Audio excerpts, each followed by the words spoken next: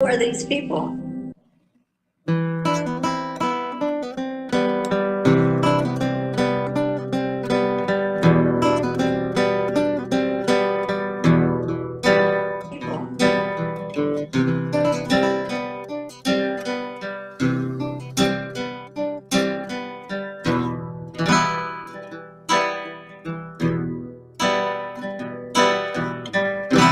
In these days of global disaster, all the money disappears with the fame. I'll say what I want and burn my masters. And I suggest you do the same.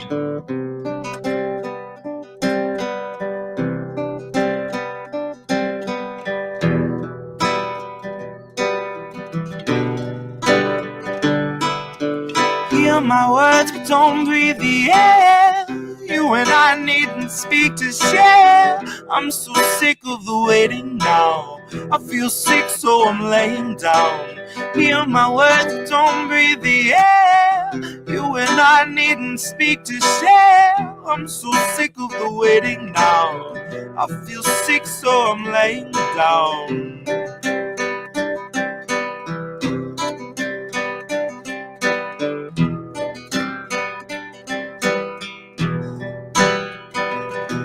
Alright, I won't name names, so he won't call legal. We'll call him Bo Jiden, and he killed Glass-Steagall. He's on the trail, off the rails, profits over people, but I won't call him a Nazi because I haven't seen his eagle. But I have seen his equal, and he just left the White House. I've seen his equal, and she lost the fight twice now. I've seen the evil in a man who'd shake the hands of workers, knowing they've been slaving for a feeble wage and little purpose to keep afloat his bloated lifestyle. All to keep us focused on our phones in the meanwhile. You see, if I'm a broken record, this has been a time trial. But I will not go quietly into the future I'm supposed to hand to my child. I will not politely hold my tongue when I see voters in the web of suppression. So I'm about to burn the list of things we shouldn't mention. Alzheimer's causes bouts of both confusion and aggression. Sentences that fall apart and paper-thin patience. Well, I have not spent the past 4 years practicing critiques only to need them for the next administration. And yeah, part of me would love to vote for Trump to really stuff you Biden diatribe junkies who would tie us to a chair to watch him push out Bernie Sanders, say he needs to just accept the loss and have your little celebration. Fuck, I don't know about you, but I got too much love for this misguided nation. So I can't take another president who treats the world like he's a wealthy tourist, just too good to talk to all us Haitians. My only choice should not have to be trading one president who chews the Achilles heel of race relations, plays up all our prejudices, fears, and darkest motivations, for one who also hands us over to the corporations like we've all been sex trafficked. And I wish that was exaggeration, but it's part nightmare, part fascination. It's mostly fascists saying we're a cushion generation, while they got the funding made to lift you out your station, while you miss your shift at your third job because you can't afford your medication. And now the pain of your mobility is tied into the need to keep afloat and keep your family just the side of devastation. And here's the catch to immunization. You might get to have a say in what they give your baby, but in 20 years your baby better be prepared to pay right through the nose to be inoculated. And so don't you be surprised when all your insulin is confiscated, because someone found a buyer who's prepared to hike the price up even higher. And if you land in a coma, just as well, because you're out the conversation. You're not around to stage a demonstration. You're not around to protest human rights being eliminated. Not around to protest all these voters being silenced and intimidated. Now maybe you can hear it in my intonation. One man's revolution is another's renovation. One hand better wash the other or it's amputated. Christ, I hate to be so black and white, but gray has led us straight into the mist and now the lamp is faded. And I don't think that we have very long before the night is falling, quicker than anticipated, quicker than the stocks crashed, quicker than your IRA was withered and emaciated. So why obey the men who saw the crisis that they orchestrated? Why are we so pleased to see a corpse get up and speak that will ignore the way the corpse debated? That he spoke in fragmented misinformation, and that he tried to make an honest man's mistake out of a fabrication, and that all the major networks eat it up and tolerate it. So whose side are they on if they can point it out in Trump but act like they don't see it in the man they want to call our savior? Who keeps paying you to do such sick, dishonest labor? Oh shit, we do? No shit, me too? Everything you buy will find a way to own or eat you. Companies that feed you fund agendas to defeat you. Strip your wits away, rip your wick away, ultimately put you in a place to have to loot to feed your kid today, then detain and beat you. How is such an obvious process not see-through? At least not without a UV light. This year we'll purge our liberty with zero end in sight. So if you can't cast a vote that gives you hope about our plight, if you pick up the pen but in your heart it isn't right, think about the millions going hungry every night and have the guts to write in Bernie or have the guts to fight.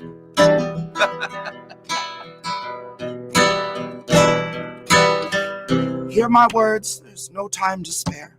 We killed democracy, it's rotting in the square. And with its last breath, it cursed the very air with the toxic miasma of class warfare. Convulsions are brief.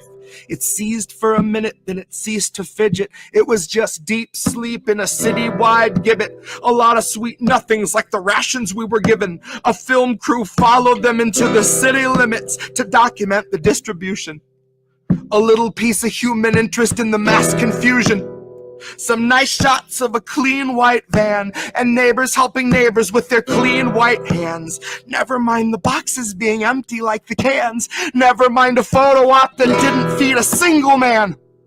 And this is nothing you could blame on one single man or his supporting an immoral horde of sycophants. We set the stage, we lit the play, we gave the man a script, we highlighted every line he had to say.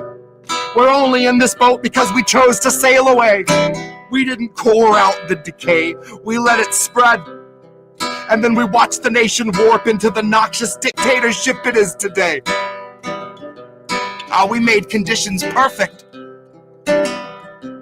It's almost like we want it this way.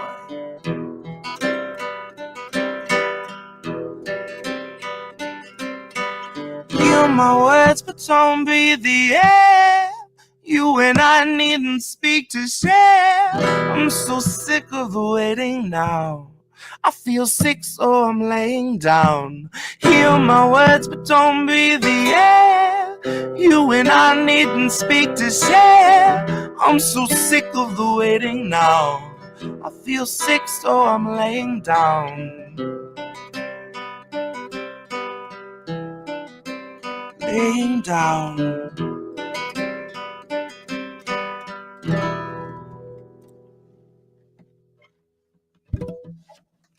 And that's Town Hall.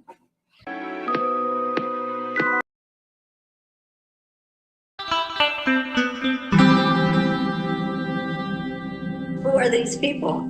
Animators gets militia intent.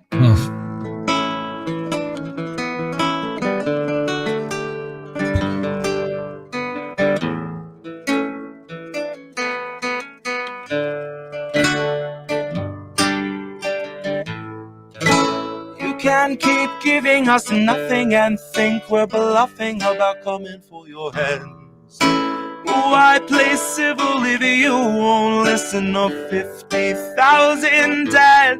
Now we know our mission, we form a militia, make Congress a prison. Why play civil when all these dead won't make you listen? What's more American than slaying your oppressors? What's more American than liberty or death first? God, I thought we were founded on abolishing the tyranny of those who would starve a village all to live empirically. And I regret that I have only one life to give for my cause now that I can see the cause so clearly. See, I want our leaders, regardless of party, to fear me. I will pick my targets and assassinate them lyrically. I will bring them out into the town square, hook them to the pillory and leave them there. And Hillary, I'll see you there.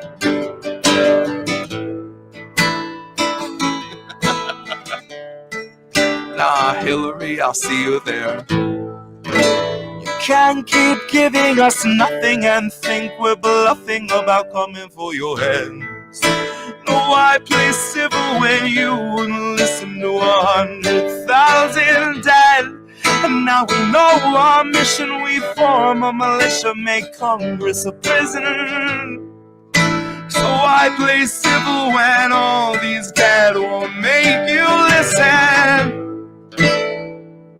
Welcome to the fantasy of rhetoric. And welcome to the last of the free speech while we can get it. And I promise you can get it. All you corporate Democrats and second wave Confederates, GOP illusionists and neo-Nazi bureaucrats. And Stephen fucking Miller, I will see you in the aftermath. When all the laws are dust, there's just moral justice after that. And I would hunt you through the wasteland if it comes to that. Just so I could rub you in the dirt like a cheap human Brillo pad. I could sleep fine when our beds are burning, Stephen, but I'll turn around and run into the blaze to get my pillow back.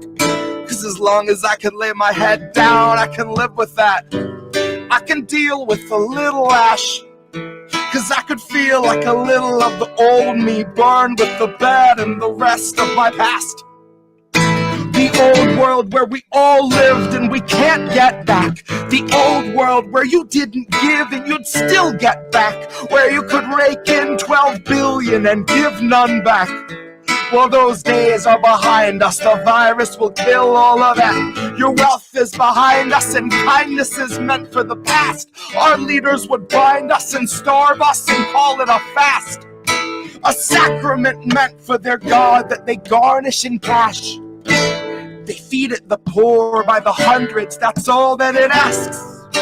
Its hunger is legion and people in need are all it will have. Our only chance is to starve it and watch as it turns on them.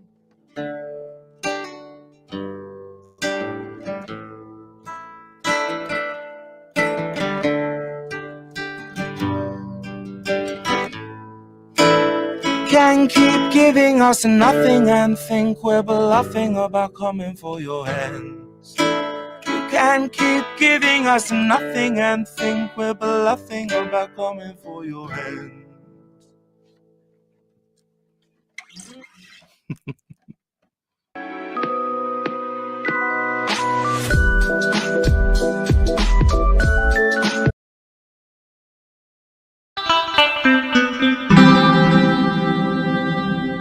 Who are these people?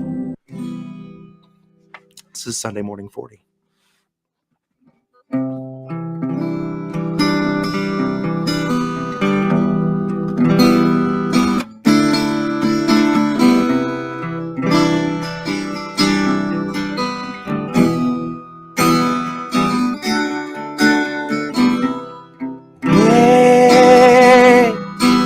We're 40 Sunday mornings out from normal and the world is not the same. You said you waited for a warning, but the warning never came. Don't shine a light in my face.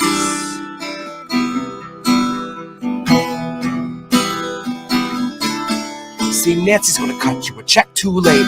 2 years after your funeral's paid, 2 years after the grave, she'll be a little stronger for all of those dollars she saved. Watching you wake, watching you cling to your family, slipping away. Watch her do nothing but pray. Watch her condemn the Republicans, take them to brunch and then shrug it away. Now watch us be outraged half of a day, then pick a new hero to face our leaders and think they could beat them. Playing the game they played since Pelosi had real human blood in her veins. They're all one and the same, sold off stocks and they all maintain that the risk was benign and the virus was tame. Flash forward in 40 Sunday mornings, fade 250,000 people in its wake and a cruise ship sailed today. So motherfucker, don't shine a light in my face. No. Wait. We're 40 Sunday mornings out from normal and the world is not the same. You said you waited for a warning, but the warning never came. To shine a light in my face. You said you waited for warning, but the warning never. And that's Sunday Morning 40. No, Indy Left. What is happening here? To check out IndependentLeft.news. The Indie News Network. Indie Left News. Oh, hey, Indie Left. IndependentLeft.news. Great work. Indie Left News. IndependentLeft.news. Independent Left News. Shout out to Independent Left News. Shout out. Oh, what's up, Independent Left? Friend show. Thank you, IndependentLeft.news. The INN, Indy, you're wonderful. I think Indy was onto something. Independent News Network, Indie News. Yeah. What's up, Indy, over on Rockfin? Independent News Network, also known as INN. Indie Left News. I don't know if I would have made it through that 3 weeks without Indy, honestly. No, I was just going to ask Indy. A huge thank you and shout out to Indie Left. No, you know what we're doing? We're world building, Indy. Indie Left News. You were doing the INN recruiting. Indie News. Independent Left News. Shout out to Independent Left News. Check out Independent Left News. At Kennedy News. I see Indy's in the chat. Hi, Indy. Okay, great. Bye. Oh, bye. What? Why isn't it switching? Why isn't it switching? Hi, what's up? I don't know why it didn't switch. That was weird. Everybody. Who knows? And let's take Jesse's Sunday Morning 40 off. I always forget to do that every week, even though it's been 3 months. Just like old times. What's up, everyone? Hi, I'm Indy. Yeah. I got this guy next to me. That's Reef. This is How Do We Miss That? It's been a couple of months. We haven't gone anywhere. We've had a lot going on. INN has certainly been growing and doing things, even though this one of the channels, the Indie Left Media, which is now called Indie at INN, I made that change. It's still Indie Left.media, but it just defines things better. It's clearer, and people really are confused. So trying to help make it easier for everyone. Good, man. I'm really kind of glad to be back. I got a lot of stories, and we have done a ton. We did the Assange 24-hour or the 10 hours of marathon twice, 2 days during the Royal Courts of London, the Royal Courts of Justice. We were outside, had the footage there.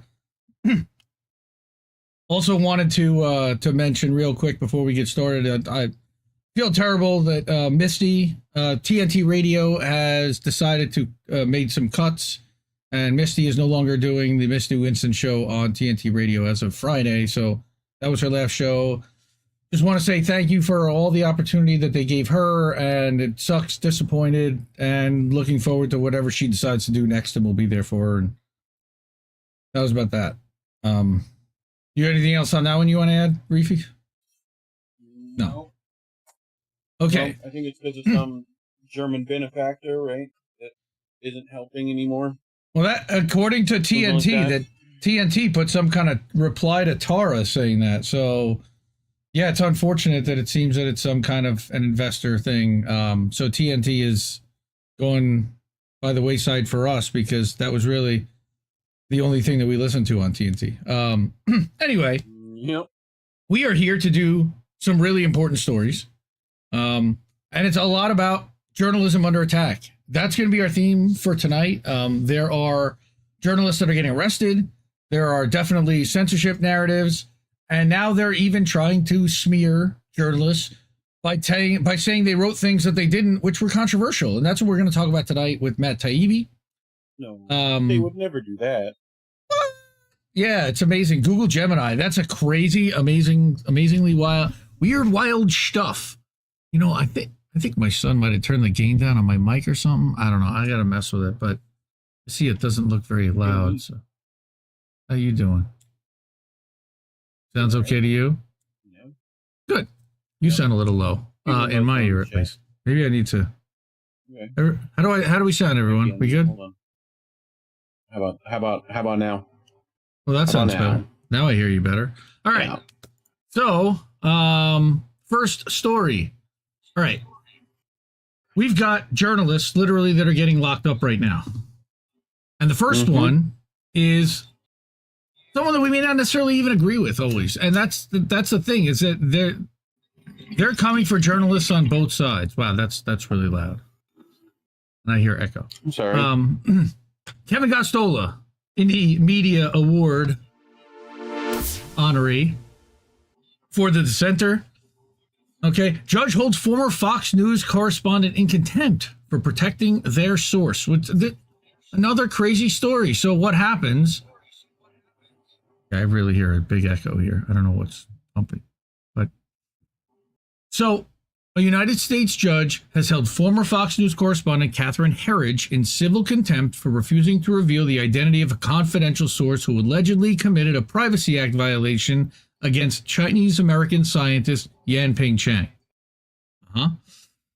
Okay, so what happened? The court imposed a fine of $800 per day until Herridge complies with the order, but stayed the decision to give Herridge an opportunity to appeal. So that's at least like nice, maybe sorta. At least letting her appeal and staying out before she avoids this. But last August, Judge Christopher Cooper of the U.S. District Court for the District of Columbia upheld a subpoena against her. He concluded that Chen had overcome the qualified First Amendment privilege in this case. Okay. And then Caitlin Vogus, who's the deputy director at Advocacy at Freedom of the Press Foundation, said that the court's order should disturb anyone who cares about press freedom. And Kevin himself, I messaged Kevin about this, and I told him we were covering this story tonight, and he said, I don't even necessarily agree with what she covered, but she certainly should not be held in contempt for not revealing a confidential source.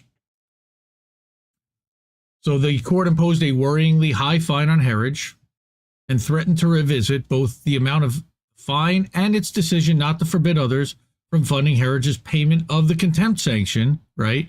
Depending on how things play out after any appellate proceedings. What? Like, again, they reserve the right to screw with you at any moment. At least that's what I'm reading. Reef, are you seeing this? Yes. All right. The only reason Herridge defied the court's order in the first place is because of the Court of Appeals refused to allow her to appeal until she'd been held in contempt. It's appalling that the court would treat her in such a severe manner for simply following the instructions of a higher court. It really doesn't make much sense, right?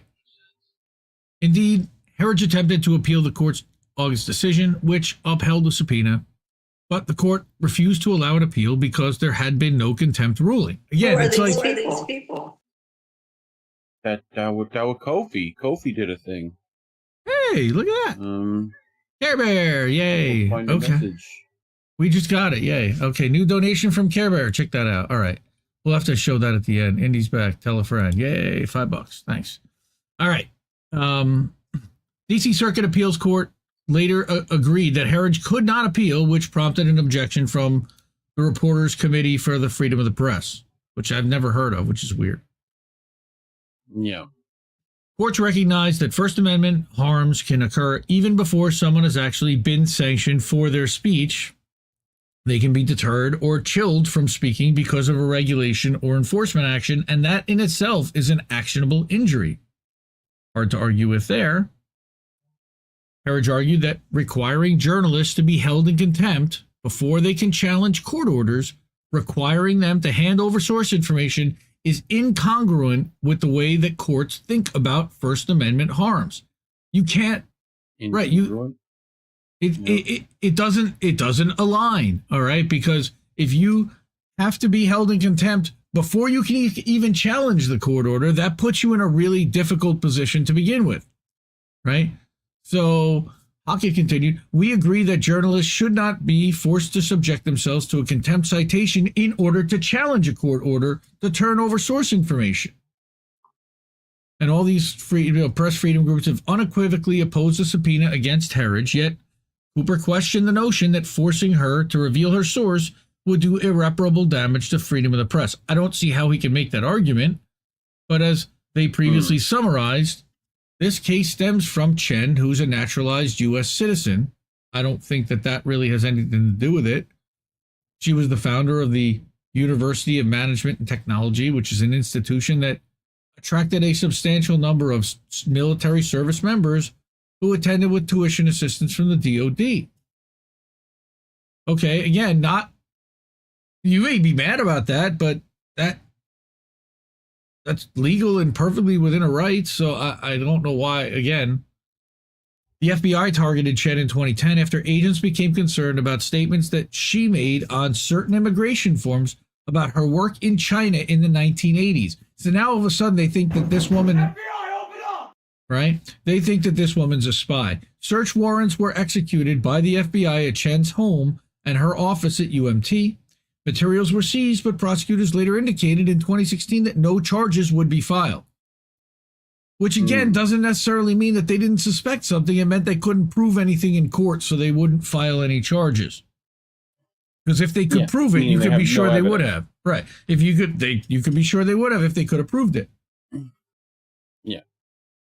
Right. So in 2017, Fox News aired several television segments and published multiple articles that focused on Chen's alleged ties to the Chinese military and former role as a colonel in the People's Liberation Army.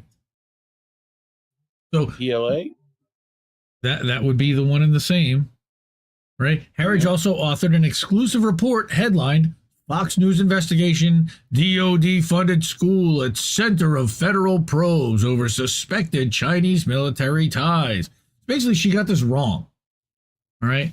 And now they want to come after her and say, who was your source? Well, that's protected still, even if she got it wrong. China. Right, well, that's who they think it is. The thrust of the stories, according to Cooper, was that Ms. Chen had concealed her former membership in the Chinese military on her U.S. immigration forms and might have been using a professional school she founded in Virginia to funnel valuable information about the American military to the Chinese government. It's such a ridiculous reach. It's such a ridiculous reach. Come on, man. Really? I mean, really? Really? Why? Family photographs of Chen, excerpts from Chen's immigration forms, and a snippet from what appears to be an FBI memorandum summarizing an interview conducted for the investigation were allegedly leaked by U.S. government officials in violation of the Privacy Act. Huh? Yeah, we've never seen anything like that happen to somebody that might be under investigation, right? Nope.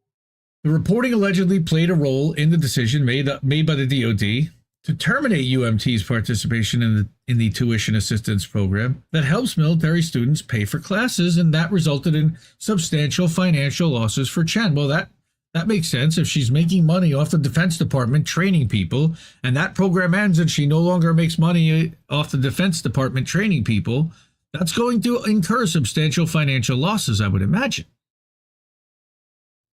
Cooper then maintains that the images of Chen holding or wearing a Chinese military uniform likely helped the reports about the FBI investigation gain traction. Were the photographs here irrelevant? Moreover, the court wonders why Herridge would have thought to include them in her reporting, notwithstanding the obvious legal implications of doing so. And let me answer, she worked for Fox News. They were fear-mongering Donnie's favorite place on earth, China. All right. She was looking no, not Obama. Wrong one. China. Right. That one. Yes. Yeah. In justifying the court's decision, Cooper emphasized the absence of federal law that enshrines a news-gathering privilege for reporters. He suggested Congress could pass a law with few strokes of the pen and protect Herridge. Yes, well, maybe, but yeah, good luck getting Congress to do anything to protect the press today and journalists. Come on. Julian Assange. There's a guy named Julian Assange. Free Julian Assange. Yep. As Sam Somerson also said here. Thank you, Sam. Welcome. Of course, the lack of a federal shield law does not mean that courts should apply the First Amendment reporter's privilege any less strictly. But the court's decision here is all the more reason that Congress must pass the Press Act, which would establish in no uncertain terms that the court cannot compel Herridge to reveal her source. I've heard some weird stuff about the Press Act too, but I've heard overwhelmingly positive stuff, though there are, I believe, some drawbacks in potentially opening up ways to impact journalists negatively. Okay. I got to look more into that. I want to look more into the Press Act, and we need to do that. So Herridge provided the court with declarations from Jelani Cobb, who is the dean of Columbia School of Journalism. That's like one of the top journalism schools in the world. And Steve Call. Journalism school.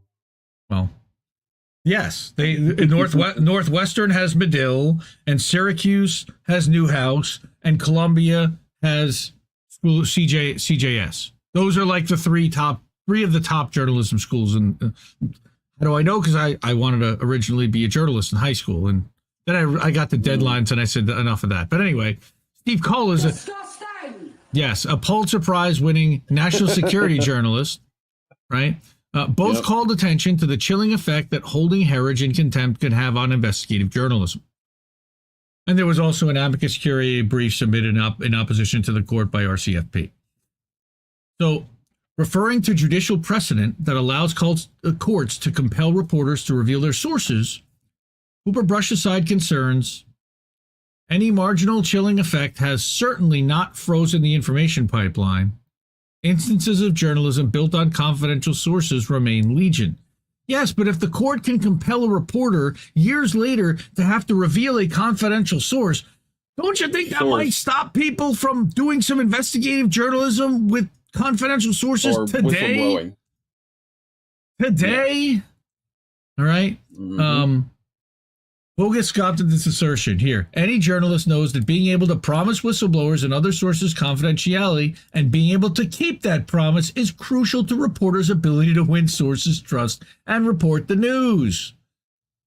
When courts force journalists to burn their sources, it is absolutely undermining the public's right to know, which sometimes the courts don't necessarily care about. They're supposed to, but do they? No. Well, yeah, not so much. Only when it benefits them. Well, yes, exactly. So for sure, there is a second half to this story, and it's not just this journalist that's looking at going to jail for reporting, but we've also got, holy crap, another right-wing guy. Okay, in this case, it's a guy from The Blaze. All right, and he was at January 6th. He was actually there. So now, but now I'm worried for our friends that were there, but now what he's also done is, and this was an ongoing timeline after it all went down on March 1st. So we probably should start like at the bottom and start at the article. What has been uncovered? What is happening? Blaze Media editor here, 9:19 a.m. It starts about here. Blaze Media investigative journalist, TPC for USA, and that's what's his name? This guy at the top here, Steve Baker, right? So Steve Baker gets arrested for basically his January 6th reporting. They take him into custody. They walk him by a pair of agents to a vehicle. This guy was turning himself in. He knew for months that he was going to be arrested. They made a public spectacle out of this guy. All right. They wanted to make a show out of this. All right. So Blaze Media editor-in-chief Matthew Peterson, who accompanied him, said that it was tough to watch, totally unnecessary. There was no reason to take him into custody and have U.S. Marshals transport him to the courthouse. We expect and hope to see him on the other side of this in a few hours. Right. So you've got Glenn Beck weighing in. He's the co-founder of Blaze Media. He wrote an op-ed saying that. Right. So again, these are not necessarily people that we like, but they still have a right to report. They have a right to exist. They have a right to speak freely. They should, at least. So what did happen? All right. Baker announced in December. Right away. Right. That Baker announced in December that the FBI and the DOJ would be charging him for his January 6th reporting, but 2 days later, he noted that the FBI said his self-surrender was postponed until after Christmas, and he's basically after Christmas. He's been sitting and waiting ever since Christmas. Basically, since I waited till Christmas. Since our last show, he was still waiting until like last week. This shit's crazy, right? So they've known for 3 years his attorneys say, but it's only now after he's broken 2 major stories greatly embarrassing to the DOJ that he's possibly being targeted for arrest and possibly felony prosecution. Again, this is what a lot of what I see on what we would call right-wingers, they're defining this as lawfare, using the law to impose their will upon their political opponents and the people that might potentially report on them. Allegedly Donald Trump. Like allegedly Donald Trump, correct. All right? Yeah. Stop! All right. You violated the law. Right? So Baker discussed his legal saga in a pair of October commentary pieces for Blaze News, right, detailing the ins and outs of the federal investigation he's been under following his independent journalistic work on January 6th, which he began before he joined Blaze News. So this guy was an independent. He was there on J6. Blaze realizes that he aligns with them and that he's got a story, he's got chops. They hire him, and now the entire establishment Democratic Party, they want to come after him because he's Blaze News and because he may potentially publish something embarrassing to J6. So what happened? What has been uncovered as a result of his investigations? And this may get us in a little heat with one of our hosts here. I feel like Blaze News could be a lot better if it was 420 Blaze News, but what do I know? Well, So his first J6 analysis for Blaze came last October. Wait, I lost it there for a second. Following countless hours in a House subcommittee office looking at frame after frame of J6 closed circuit video, and it had him wondering, did Capitol Police Special Agent David Lazarus perjure himself in the Oath Keepers trial? Soon after, the slow pace of getting an unrestricted look at everything in recorded on video prompted Blaze Media Editor-in-Chief Matthew Peterson's appeal to House Speaker Mike Johnson to release all the videos, which he did on November 17th. All right, now, here's what also happened, is that Baker's investigative efforts also resulted in 2 additional analyses, and I think that this is also just as important, if not more important, because it involves Harry Dunn. What do you know about Harry Dunn, Reef? Not hairy, very bald. That's true. That is true. Very bald guy.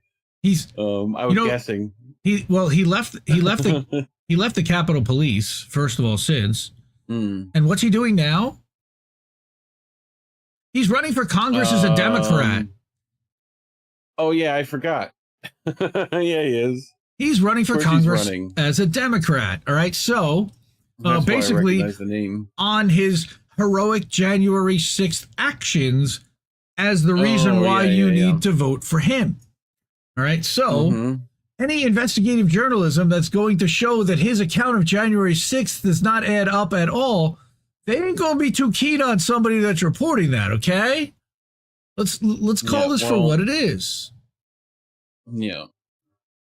Right? I mean, how dare they? President Trump incited an erection. Right? So he wrote, please tell me you have the Jake Tapper one too. I don't have that was so good. That was so good. Oh my God, it was so good. All right. So January 6th and the N-word that wasn't, I don't even want to read or get into that, but you feel free to. I will drop the links. They will be in the description after the stream is over and in the Substack as well. In December, Baker alleged that he uncovered major irregularities involving Dunn, the Capitol Police, the press, and Representative Jamie Raskin. The plot thickens. In January, Baker asserted that newly released U.S. Capitol closed-circuit TV video clips from J6 show Lazarus gave false testimony in the Oath Keepers trial. And again, that's on the Blaze, but I remember Tucker Carlson also talking about this at some point.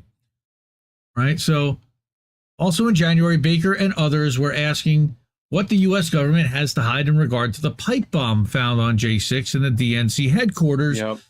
Baker in February wrote another analysis titled, Capitol Police diverted all CCTV cameras away from DNC pipe bomb investigation, except one. Then he also penned his latest analysis last week asking why Kamala Harris was at the DNC and not the Capitol on January 6th when she's the vice president of when she's the president of the Senate. Yeah. Some interesting questions and some definite reasons why you think that there might be an incentive to go after this guy and to lock him up. Now, I don't know exactly, and they didn't even say what the charges were. He was told by federal authorities to wear shorts and sandals when he turns himself in tomorrow morning. But then instead of abiding by the humiliation process, he tells me I'm going to pray and then I'm going to put on my suit and tie and walk in with my head up. So that was that. That was the video of him getting perp walked. All right, there's him. I believe after he's in the morning before he's about to turn himself in. That's 8:15 a.m. Here is the criminal complaint. Knowingly entering or remaining in any restricted building or grounds without lawful authority. Disorderly and disruptive content in a restricted building or grounds, because he walked in the front door of the Capitol, which was already being rioted and was reporting as an independent journalist. They already let people in. All right. And that he was gave him a tour. Parading, demonstrating, or picketing. I did not see the footage, but I don't believe that he was demonstrating, parading, or picketing, nor was he creating. Also, I love how that's criminal, by the way. You know? Yes. Well, if they want it to be, and you're not welcome there. Where was that episode of Law and Order? Right? You know? So he believes the U.S. government has been targeting him for it. So on Friday, he was charged with 4 misdemeanors. He turned himself into the FBI in Dallas. At 12:37, Jill Savage noted that she exited the courtroom with Baker, who was able to wear his dress clothes but had shackles on his wrists and ankles. He's expected to be released today. His next hearing is set in D.C. for March 14th. For misdemeanors? For misdemeanors. For 4 misdemeanors? Jesus Christ. Again, they are going super hard after anyone that was at January 6th that they can identify, who they can say either ran into the, well, he's got Donald Trump Jr. I guess they're arresting. When you can make Donald Trump Jr. look rational? I don't know if you remember this, but you remember AOC's handcuffs that weren't actually handcuffs?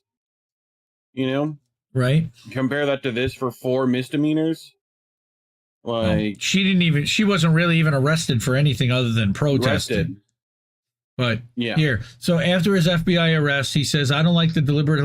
Let's hear what he has to say. I probably don't have a lot to say right now. I need to process for a little while. I'm actually still shaking a little bit. I don't like what I just went through. I don't like the deliberate humiliation that they put me through. There was no reason to do that. There was no reason to march me into a courtroom in leg chains today. There was somebody there answering for a felony, and they weren't in chains.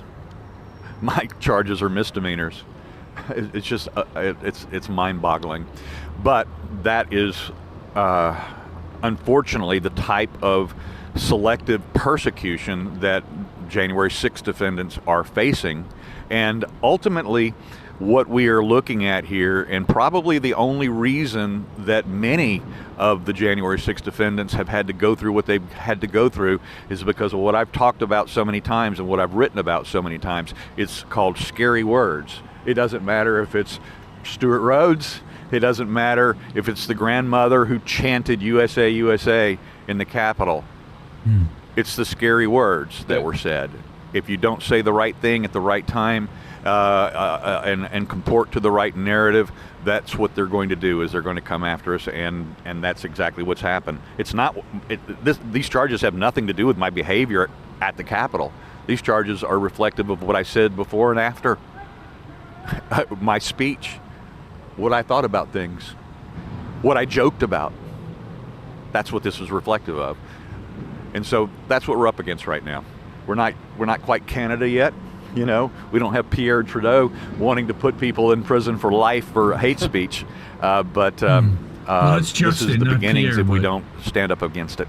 Yeah, and that guy to his right looks like Kirkland brand Sam Watterson, but what do I know?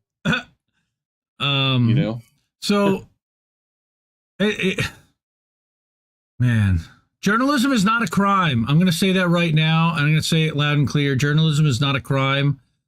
They are certainly punitively going after this guy because they don't like what he's saying about them. Misdemeanors for being in the building. Not only that, but because he was there on January 6th and now starting to use that data to embarrass them and tear their narratives down. That's, man. Oh, and then he's gonna, yes, and then he'll go out tomorrow and rail about the communists. That's absolutely right. Oh, himbo, yeah. Can't wait until he tries to frame this as some kind of communist takeover, because y'all know that's coming. You bet that is. You bet. That's their talking point. I like how Kofi Bot will put up our stuff in chat from Kofi. That's nice. That is pretty sweet. So pull it up with Twidget now. Nice. All right. Well, that's number one of journalism under assault. I'm going to put this up. Yep. Thank you to all of our supporters, past and current, right now. Here's a list. Mm-hmm. There are some ways to donate to INN. You can also, again, go to co-fi.com/Indie News Network. You can donate there, and it'll actually pop up a thing on screen. And you can also donate a super chat over at my channel at INN, the youtube.com/@INDLeftNews. It's still the same URL, but I changed the name from Indie Left Media to Indie@INN is now what it is. And that's what it says when I chat too, in other people's live streams. And that's one of the other reasons for why I changed it. So let's come back and let's see how we're doing over here. Hey everybody, what's happening? I wanted to see how many people were live on each thing, and now I can't see that because Restream is lying to me about Twitter. Twitter is like out of control, saying there's like 75 people watching. There aren't. Hi, Twitter, if you are. Welcome, Twitter, but I think you're lying. Fake views. But we've got Retro Gamer. Welcome, Gamer. How are you? J6 was an inside job, is what Gamer says. Allegedly. Don't hurt me, you two. Heroic, my ass cheeks about Harry Dunn. That is correct. Heroic. Well, again, how he pacified that whole crowd and steered them away, and global solidarity. Mm-hmm. You were talking about CPJ. Yes. All right. 3. Yeah. The one problem is the other guy that they just let go. There's only one. Which one's that we couldn't find forever? Who's that? You know what I'm talking about? No, but it was one of the Jan 6 people that they just couldn't. They couldn't find him, and they didn't want to charge him. And my problem with CPJ it was like literally the guy telling people that like they should go to the Capitol. You know what I'm talking about? Gray Epps? Yes. Yeah. So that guy. Also, CPJ Global they were also the people that I don't believe that they're right now acknowledging Julian Assange. I know they've said things in the past. They've been really weird about Julian. Mm-hmm. Angel in the afternoons on Fridays at 7 p.m. Eastern on INN. Like I said on Friday, the U.S. government is going to saber rattle with China next. Trump is already beginning that process 100%. That was always the Republican plan, was to go after China and Mexico. Global solidarity. Hope you like dying for Taiwan. He's talking about the New Jersey. There's a New Jersey journalist who was jailed in Nigeria who finally returns home. Shadow Hob over on the Rumble said, "Blaze it news," and yes, like you said, blazing or blaze it up, Blaze 420. He said everyone's been having crazy inflated Twitter views, like 10x normal. Yeah, they did something crazy. Anna Mayers, not us. Thank you. Oh, we got to put that up. Anna Mayers gave us a super chat over there on Super Ray, $5. Why are these people prosecuting for thought crimes and not screaming for Julian Assange? Yeah, it's weird because they're also simps to the intel community, and they've been lied to for years about Julian's case. All right. And they believed they don't even know what, again, that famous quote by the CIA guy that says that, when America doesn't know what's true, we'll have accomplished our goals. I think they're just about there. All right. And I'm going to talk about one of the stories. I'm going to talk about the Grayzone story and the way that they've been framing the Hamas rape October 7th story, and I'm not going to go, right? If you go and you search that Google-wise, there's one story that's coming out, and they're not telling you that it's been debunked, like by all the major Israeli newspapers and by a bunch of different places. They're just ignoring that and omitting that fact. Like, just not the telling Intercept anyone. can fuck off. Yes, fuck you, The Intercept. But yes, thank you, Colin. We got a donation. Guess who's back?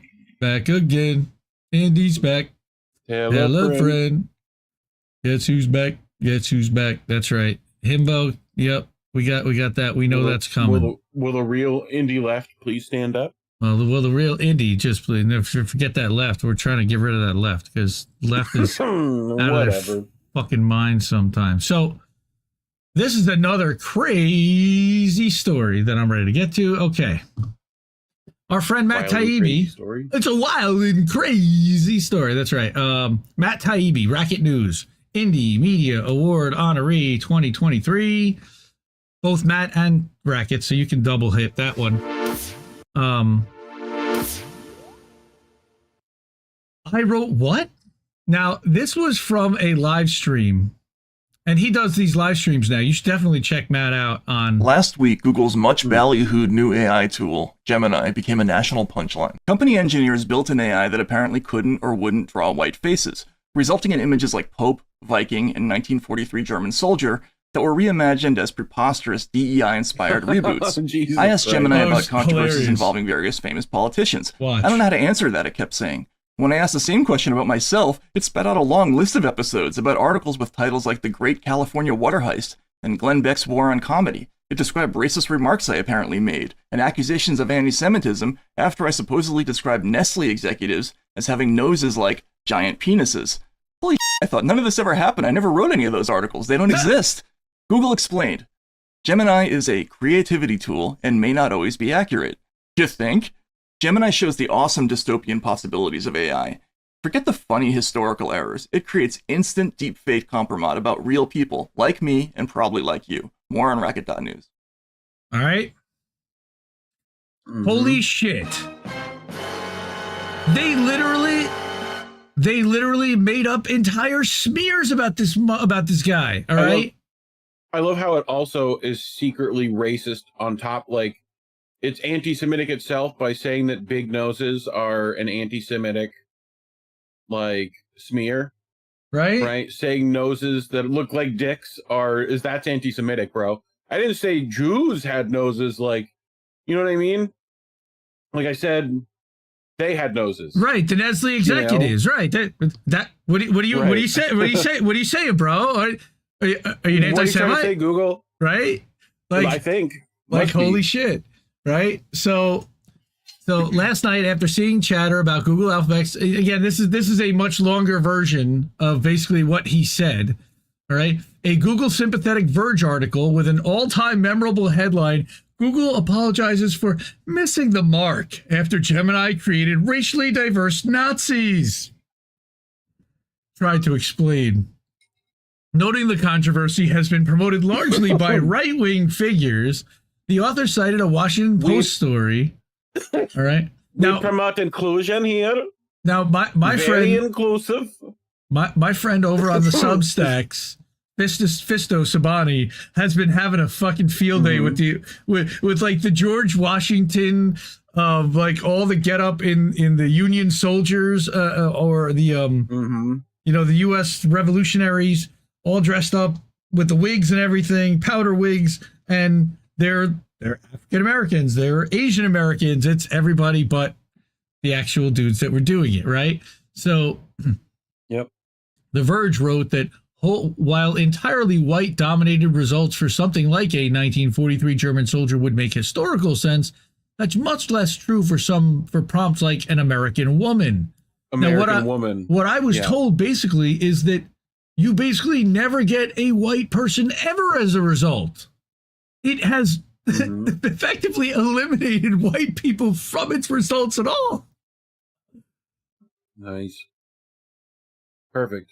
So he says, Gemini didn't fix the problem by diversifying results for problems like American Woman. It simply zeroed out whole ethnicities in favor of a fantasy version of a diversified world, creating bizarro images that make 1980s Benetton characters look like white power leaflets. American Woman! The Verge piece ended with a shot of its request to generate a picture of a U.S. senator from the 1800s.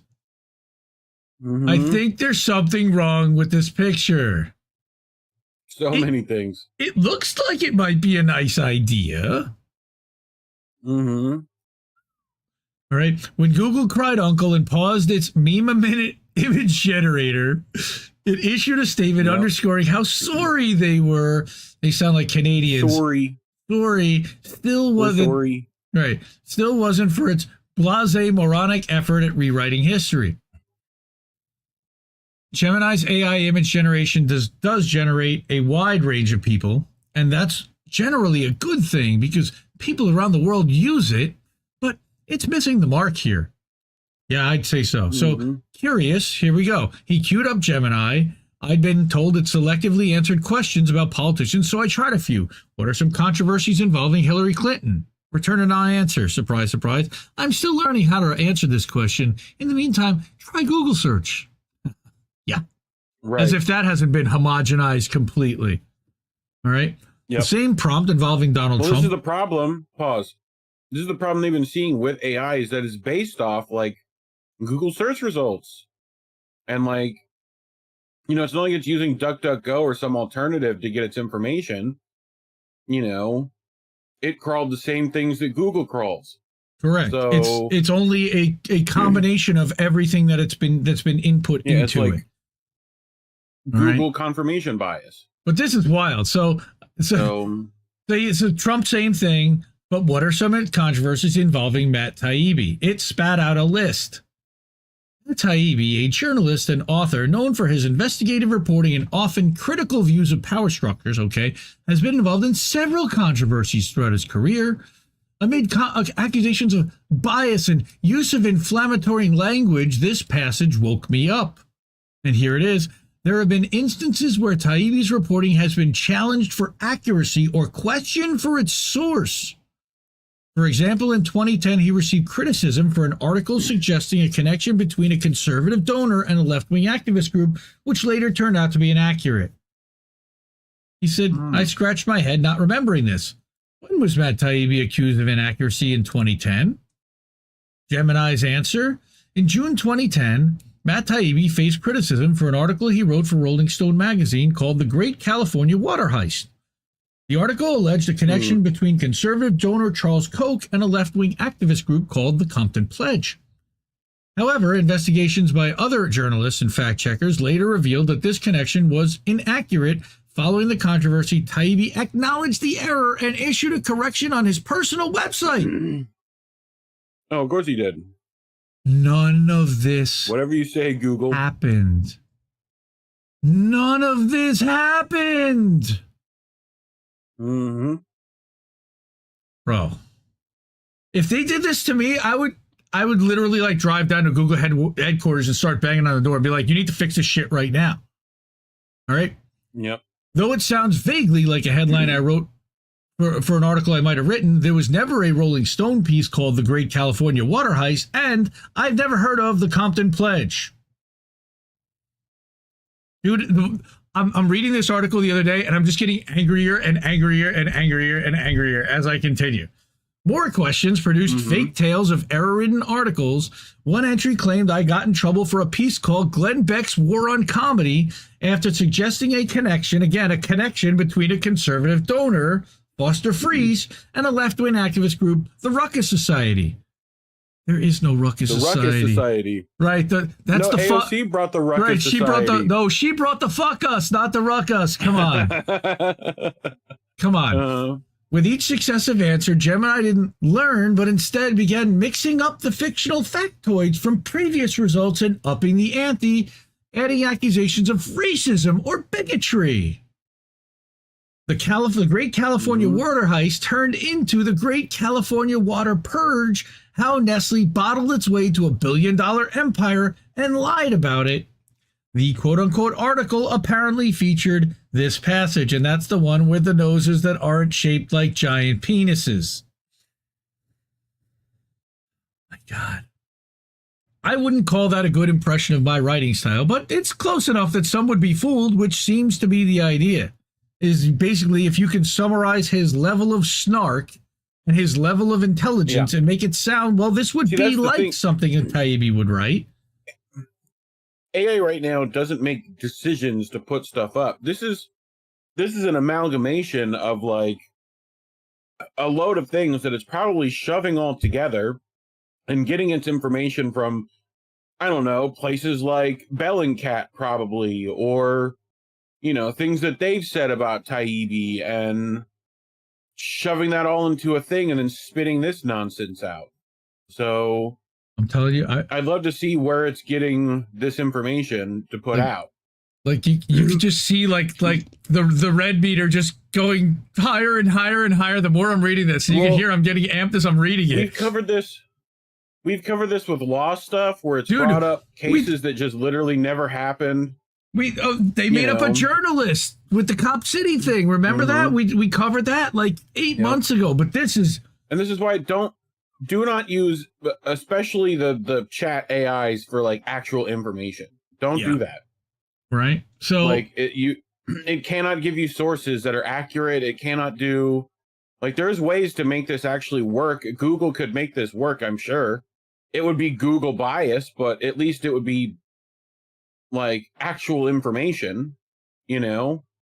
Right. So like it's just making shit up right now. An amazing follow-up passage explained that some raised concerns that the comment could be interpreted as anti-Semitic, as negative stereotypes about Jewish people have historically included references to large noses. No, you just made an anti-Semitic reference, you motherfuckers. Yeah. I know. Straight up made that and then made the inference to it straight up. Nazi motherfuckers. Not that one of the biggest, you know, plastic surgeries in Israel is no jobs. Yes. I stared at the image amazed. Google's AI created both scandal and outraged reaction, a fully faked news cycle.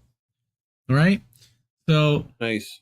And here's the joke about here's the joke he even made about it, right? If Nestle wants to avoid future public relations problems, it should probably start by hiring executives whose noses aren't shaped like giant penises. Do you really think that Matt Taibbi's maybe, but Taibbi's not going to write that. The robot went. Wow. Yeah, that's about right. Gemini didn't confine itself to mischief to one real person. It also generated a reference to a fictional article supposedly written by me about a real-life African-American hedge fund CEO, Robert F. Smith. Robert F. Smith. All right. So in 2017, this becomes a whole other thing.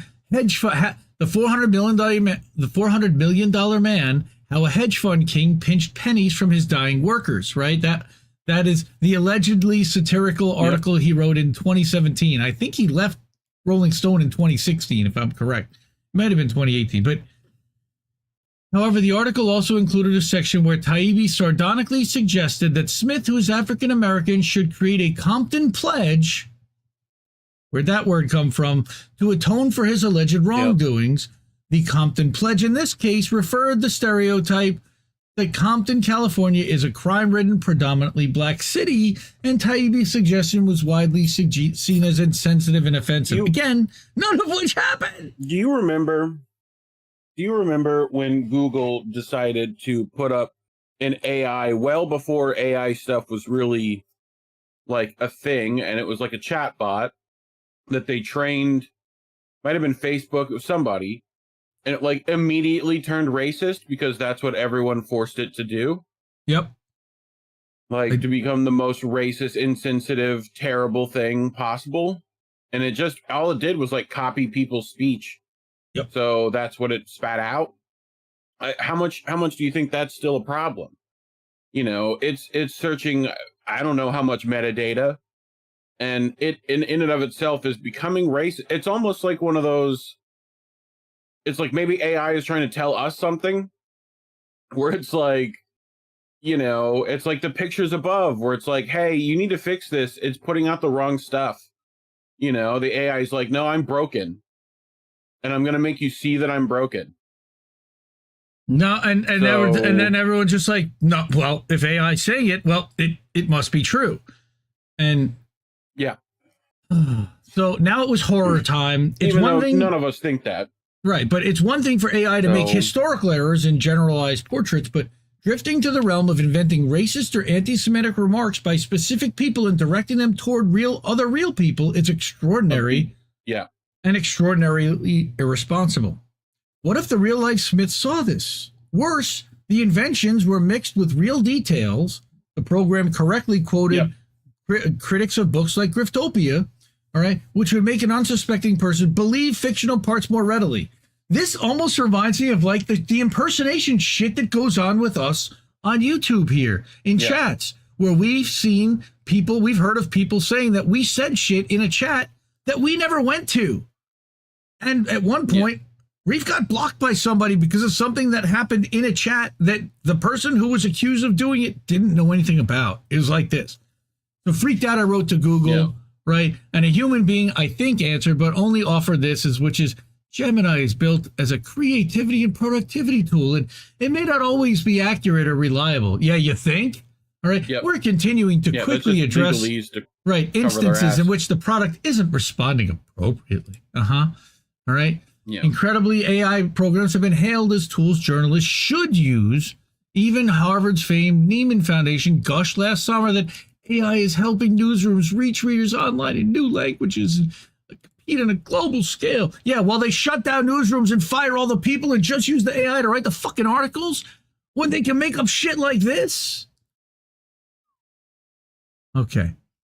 As AI exploded and as an R&D fixation and stocks like NVIDIA have become the chief engine propping up American equities markets, we've seen agencies like the State Department suggest that AI could be a force for good, providing overworked and under-resourced public diplomacy practitioners with a vital tool for gathering, organizing, presenting, and assessing information. Except that they're providing them give you accurate information. Wrong information, right? So they're basing their decisions on inaccurate information, right? We're told AI could be used to compose first drafts, review copy, compose quizzes, and perform other time-saving tasks, seemingly without concern for the eerily predictable way these machines hallucinate. And that's the word that they're using to describe what's happening here. They're saying the AI has hallucinations. In the Twitter files, we saw how algorithmic scoring. Wow, they must be getting some seriously good mushrooms. All right. Algorithmic scoring can be manipulated so certain types of people are censored or de-amplified. We've even seen, we saw this. The same political biases, when built into AI programs, could produce virtually unlimited forms of reality-altering mischief, like, for example, ChatGPT's refusal to edit a Li Fang story about Julian Assange.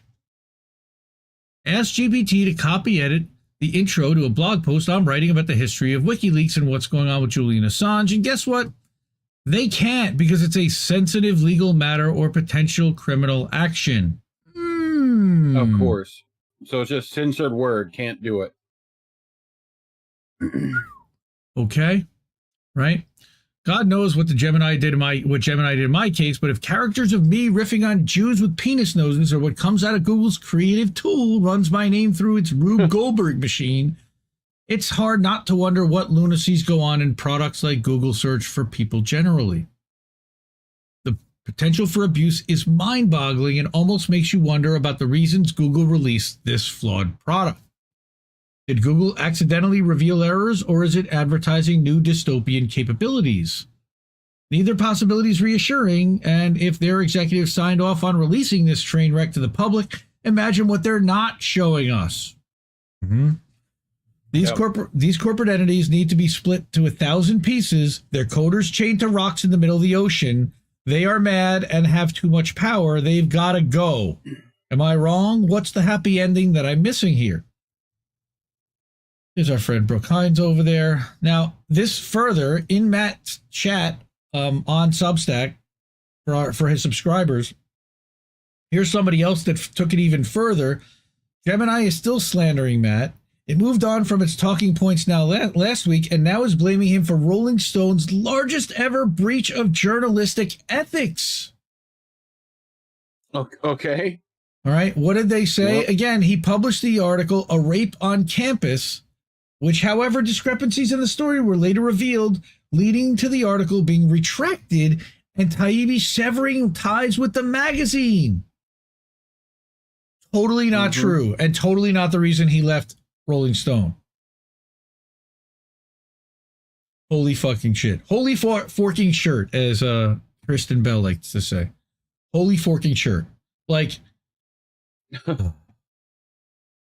Golden Monarch, NVIDIA needs to be broken up, I guess. Instead of looking at people from a tribal perspective, we need to look and treat each other as individuals, 100%. But everybody is tribal.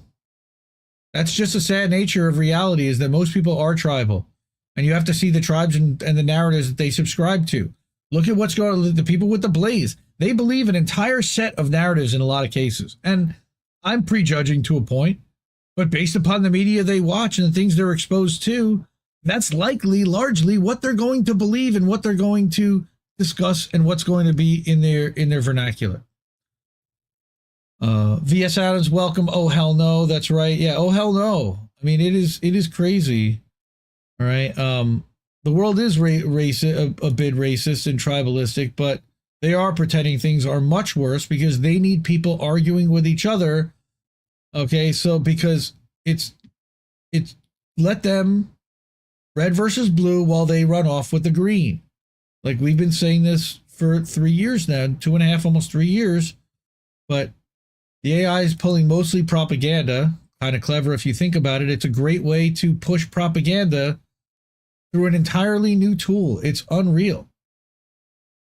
Egregor's welcome. Sean Miller. We got whole family here. Semiconductor Nancy Pelosi market manipulation. By the way, there is they're both on Instagram and Twitter. It's called Quiver Quantitative Facts. There's also a... Make sure you spell that very specifically when you Google that. QUIVERQUANT. Quiverquant. What is that? What you're saying? Yes. Quiverquant. Yeah, possibly. Okay. Yep. AI pushes WEF Bitcoin propaganda. Right. Need the graphic cards to generate crypto mining. You bet. And it's why NVIDIA and now Supermicro Computer have shot to $1 trillion company level. Yep. All right. So we're doing good. We got 2 more stories to go, and they're not that long, but well, the Grayzone one is going to take a little bit. But all right, this one I love, and I love this woman, and she's just one of my favorite people. And I can tell you now, she's getting an Indie Media Award this year. Laura Kay, Normal Island News. Everybody needs a little bit of humor, a little bit of snark, and a little bit of sarcasm in their life. And I love sarcasm. So Laura, she's brilliant. She's British.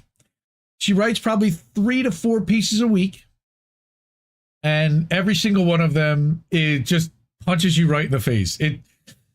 But it's funny. It's funny, and you're going to see this one written about our friend Julian. Julian. You know what? Before we do that, let's just put up the donate links one more time now that more people are here.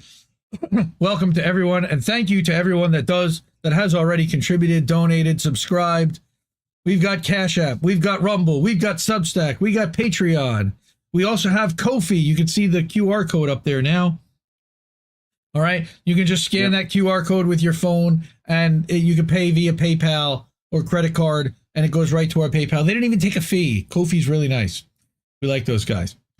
So, Laura's article starts, and I literally, look, she has me giggling before I even start reading the article. Man could be extradited to the U.S. for telling the truth. He set a disturbing precedent. Yes. So I like to put this in reader mode. It's a little easier to see. All right. A man could be extradited to America due to disturbing allegations that he attempted to tell the truth while doing journalism. A shiver just went down my spine as I typed those words. Some of us attended journalist school for years just so we could ignore everything we were taught and repeat the propaganda of our leaders to enrich ourselves. Then some do-gooder made a website that attempted to upend all that by revealing the undeniable truth about things we wanted to keep secret. I love her. Okay. Thankfully, the most principled factions in U.S. politics, Hillary Clinton supporters and people with Confederate flags who get aroused by AR-15s, are disgusted with the man who told the truth and want him to be locked up for 175 years in a supermax prison.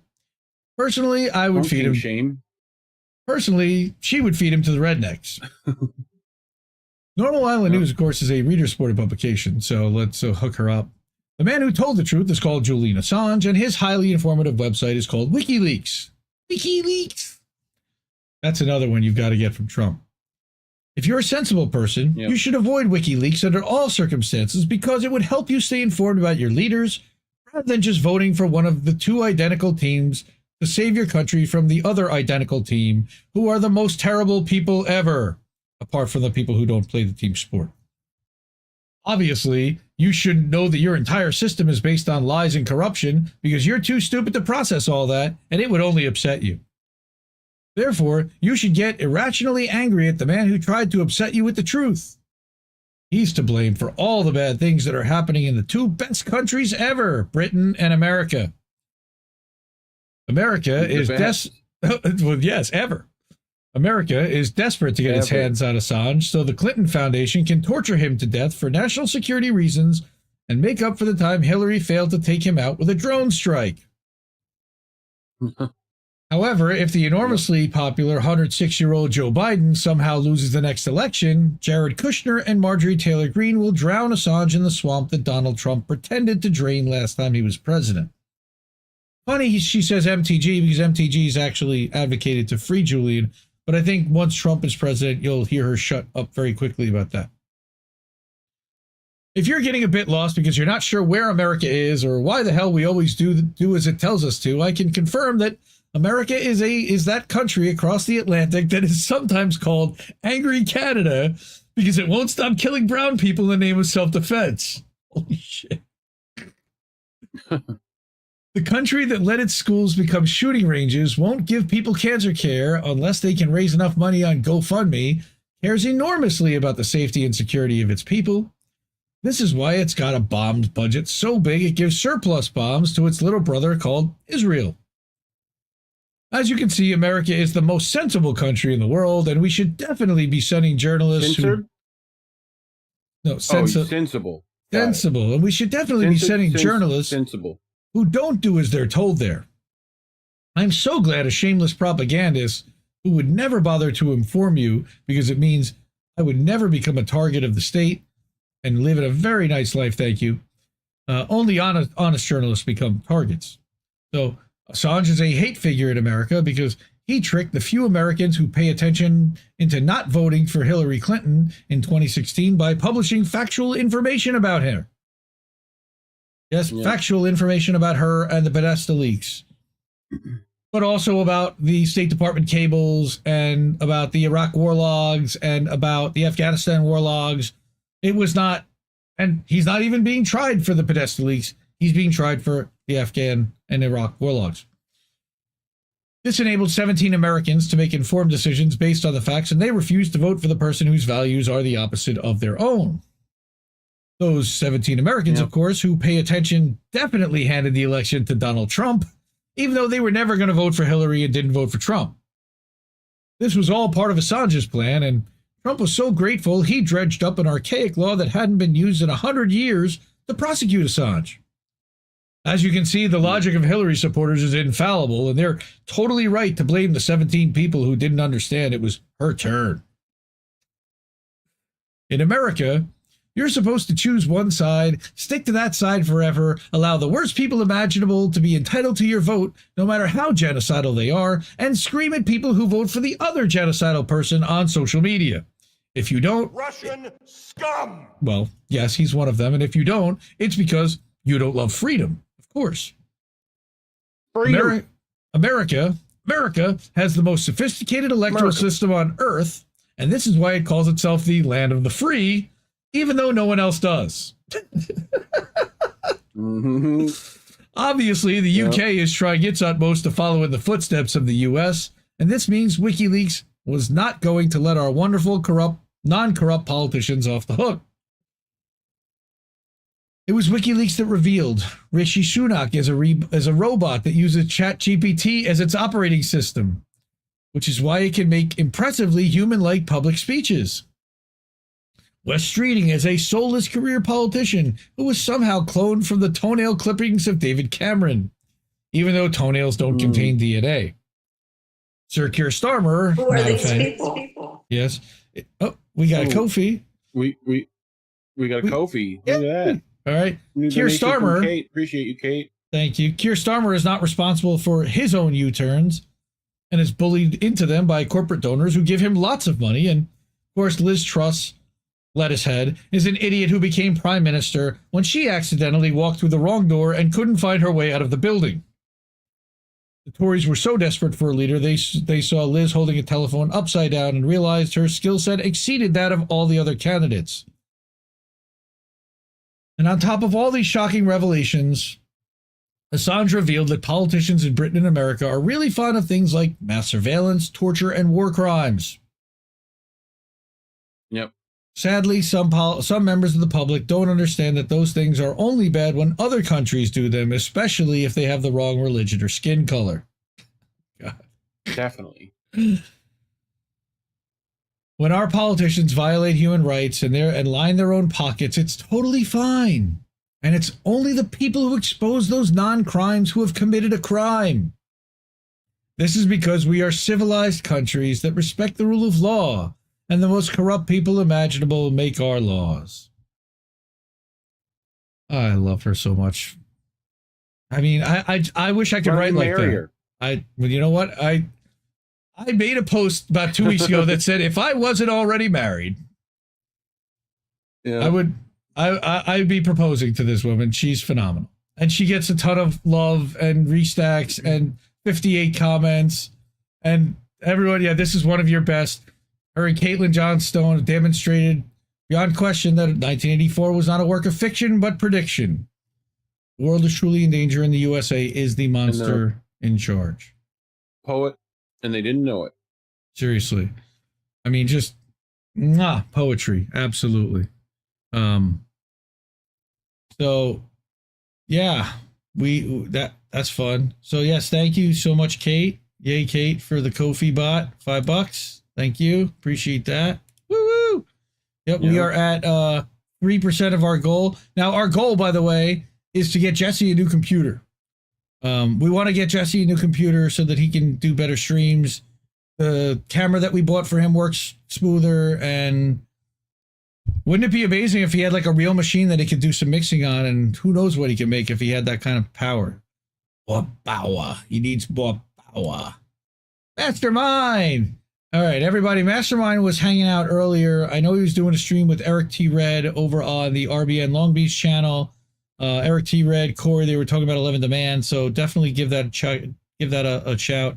I know he's also been doing stuff with Charlie Brown Politics over there, so happy to see you getting in the game and joining the Going Live community, because we came out of doing chats and saying, you know what, let's try to help, and then now here we are 2.5 years later, and how many shows and network and everything else, and we love y'all and we appreciate y'all for still have to put up with us.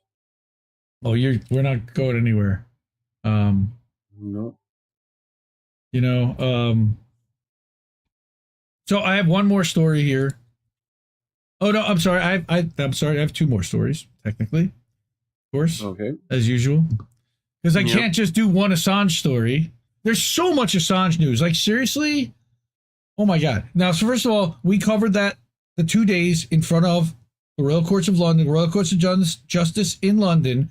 Reef manned the board for almost the entire time for 2 days, 19 hours worth of live stream coverage. We supplemented that with clips of Assange related stuff from all the different INN shows. And it was really an honor to be involved and included in Juan Passarelli's footage. There were some great speeches, and we're hoping that he's freed, and we're waiting on a decision which could come any day. What I wanted to bring up, and this was from Joe Loria, and Kathy over at Consortium News sent me a message tonight that they stitched together 2 days worth of conversation that they had with all the reporters that were there, from Matt Kennard to Richard Medhurst to Chris Hedges, Joe Loria, and several others. And they did like this big roundtable sit down over 2 days, and they stitched that all into a video. So check that out over at Consortium News. This is a Consortium News article that Joe wrote up. And a lot of this you've probably seen already from other people's coverage. However, he did make some point that I wanted to bring up here.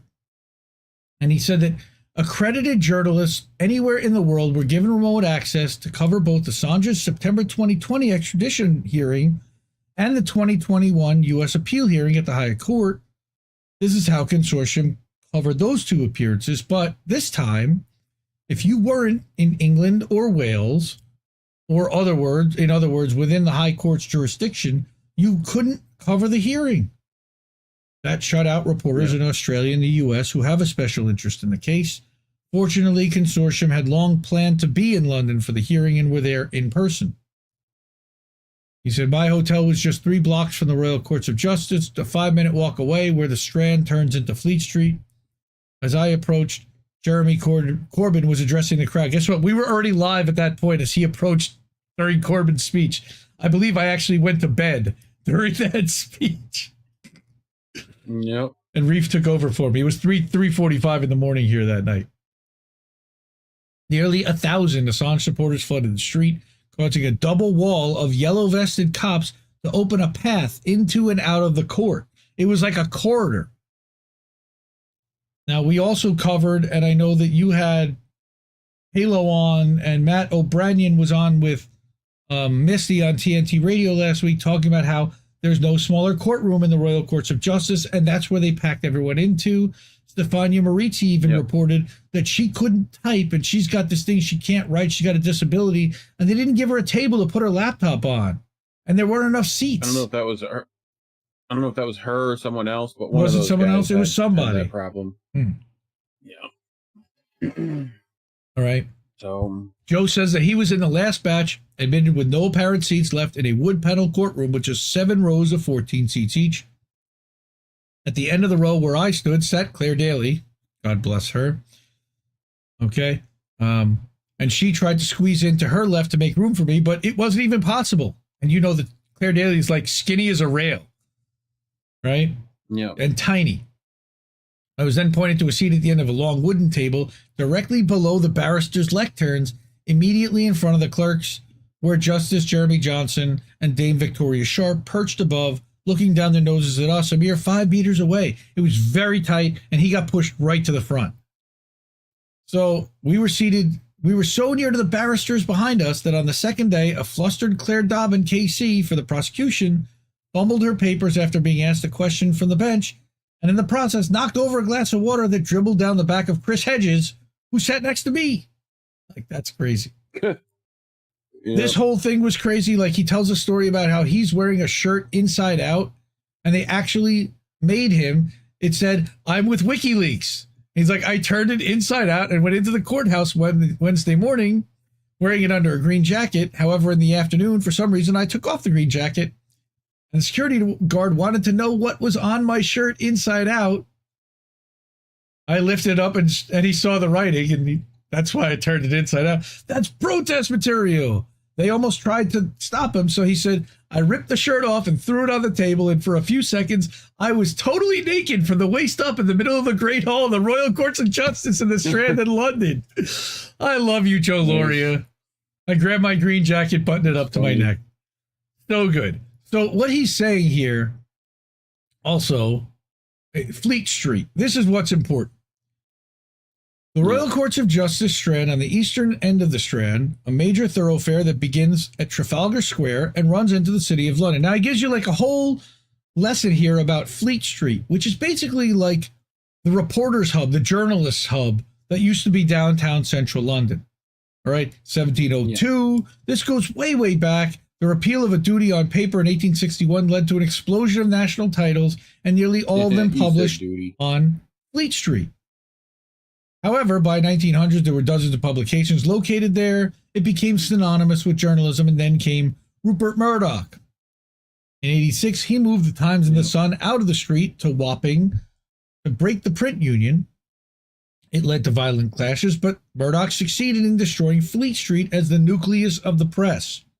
Right? Basically, this is where everyone used to kind of come together and they'd share stories and share ideas. And it was a bit of a boys' club for sure, but a lot more stuff was being covered in his mind better. Newspaper culture, nurtured in the pubs, in the neighboring newsrooms, and in the courthouse down the street, was broken up. The press was on its way to decline, if not ruin, because it was one of society's estates. They wanted to destroy the Fourth Estate. Yeah. New York City had its own printers' row, and what he's effectively saying is we need to bring like a Fleet Street type of environment back. Where is it?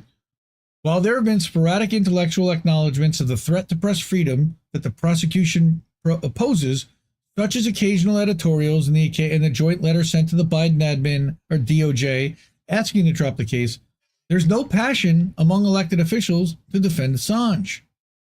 There's nothing resembling the newspaper campaigns of the days when reporters from competing newspapers bumped into each other on Fleet Street. He said, "This is what we've attempted to do with our, limited resources at Consortium News, an old-fashioned, factually reported newspaper campaign to right a great injustice." And he's saying that there needs to be a place where all independent media, a space, a square, comes together and kind of shares ideas and stories and kicks stuff back and forth, debunks each other, and makes their stories better, stickier, and more truthful. Not stickier. Yes, stickier. Ew. By the way, Consortium News and Joe Loria, of course, Indie Media Award honorees. That's to the best. So, again, please, if you can support, donate. Those are the links to do so down there in the corner. Those are the people who have already helped out and supported. Thank you to Kate and to Anna Mayers, whose names were already up there, I believe. If not, they will definitely be. Anna definitely was. Pretty sure Kate was too, but we'll get her up there. Oh God. No, Himbo. We're not doing a show called Sticky Stories. Ew. Gross. Yeah. Okay. Now we can check in on chat for a few minutes. I want to get to this Grayzone story, and then we will go to boats. We are going to do boat smashing into other boats tonight. Yep. I'll put the link in chat so that people can click it out and then come back to it. Yeah. Stella's been doing a fantastic job. Max Sarjay, welcome. Steve Wolfbrand, welcome and back. Welcome back. Stella's been doing a fantastic job. She's been live streaming a lot of them. Yes, she sure has. It wasn't Stefania. Okay, thank you, B.S. Adams. All right, kill your everywhere, sticky icky. That's right. Smoking myself. I hit that earlier. So the last story also made me really mad. Lots of stories tend to do that, don't they? Is there a story that doesn't make you mad? Well, some. Very rarely? Very rarely. But this one's crazy. Another one. All right. Lobby presentation. Leaked Israel lobby presentation. Wow, Anna Mayers. Holy crap. $250 on Cash App. Thank you. Oh, my God. Jesus. Thank you so much. Damn. Look at you. You're amazing. Thank you. Yeah. Leaked Israel lobby presentation urges U.S. officials to justify war on Gaza with Hamas rape claims, the Grayzone reports. Yes, this is what's literally happening. All right.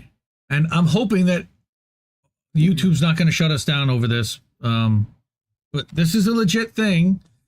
I'm sure we've heard of this guy. I don't know if you've heard of this guy. His name is Frank Luntz. Heard of this guy? Anyone heard of this guy? Nope. Kind of, sort of. He is a Republican pollster and analyst and advisor to campaigns. Max Blumenthal, Grayzone, Indie Media Award honorees, inaugural class 2022. The Grayzone has obtained slides from a confidential Israel lobby presentation based on data from Republican pollster Frank Luntz. They contain talking points for politicians and public figures seeking to justify Israel's assault on Gaza. Man, you ready for your blood to boil? Because I know we are anti-Zionists in this chat. Two prominent pro-Israel lobby groups are holding private briefings in New York City to coach elected officials and well-known figures on how to influence public opinion in favor of the Israeli military's rampage in Gaza. These PR sessions, convened by the UJA Federation and the Jewish Community Relations Council, rely on data collected by Frank Luntz, a veteran Republican pollster and pundit, who was one of the biggest scumbags, and he's one of the people, I believe he was actually feeding Karl Rove and the Bush administration talking points 25 years ago. Oh, God. A source who was present during several meetings provided Luntz's slides to the Grayzone. I love that. Participants were informed that the presentations and data contained in the slides were strictly confidential. Of course. God forbid that any of this actually got out to the public. This is not helpful, Luntz stated in response to an email from the Grayzone requesting his comment on the private meetings. He just had his dirty laundry aired out, and all he could say is, "This is not helpful." Not helpful to whom, Frankie boy? The Luntz-tested presentations on the war in Gaza urge politicians to avoid trumpeting America's supposedly shared democratic values with Israel and instead focus on deploying the language of war with Hamas. According to this framing, they must deploy incendiary language painting Hamas as a quote-unquote brutal and savage organization of hate, which has raped women, unquote-unquote, while insisting Israel is engaged in a quote-unquote war for humanity, while they murder thousands of children. So this is the summary page and the things that they should all think and commonly be spewing and the common talking points they should spread across all of their media. This is why you hear on all the Republicans that all end up on the same page. This is one of the guys that puts out the talking points that they all get disseminated. It gets disseminated to all of them. So you have to use this language. We're holding Hamas accountable and crimes against humanity. And you've heard politicians, this is our 9/11 and brutal, savage, and inhumane on October 7th. All of these talking points and all of this specific focus grouped tested language. All right. How did they find this out? And we're going to find out exactly how. On his personal website, Scumbag Luntz markets himself as one of the most honored communications professionals in America today. Of course he is. Honored by whom? He has earned a small fortune crafting talking points for Republican Party heavyweights and scandal-stained corporate clients like Enron, the energy company, of course, which famously collapsed after engineering California's energy crisis. Do you remember how they did that? They tried surge pricing on energy. Vaguely. Okay. Well, first that's a bad idea. They made all kinds of deals, and they said, well, if it's not being used here, we can divert the energy from here to here. And it was a huge problem. There were brownouts all over California. I very distinctly remember this. But following the financial crash of 2008-09, Luntz again advised the GOP on shielding the party's big business donors from scrutiny. At around the same time, he furnished the RGA, the Republican Governors Association, with advice on undermining Occupy Wall Street, the movement demanding accountability for the banking industry's malfeasance. So this guy is basically, okay, you ever seen the movie Thank You for Smoking with Aaron Eckhart? Where he plays like the PR spin. That one. Oh, it's so good. He plays a PR spinmeister who works for the tobacco industry. And William H. Macy, it's a star-studded cast, and he basically I've heard of it. He basically plays Frank Luntz. He's the PR spinmeister that helps the worst people in America spew their bullshit and spin their bullshit and lie to people about what they do.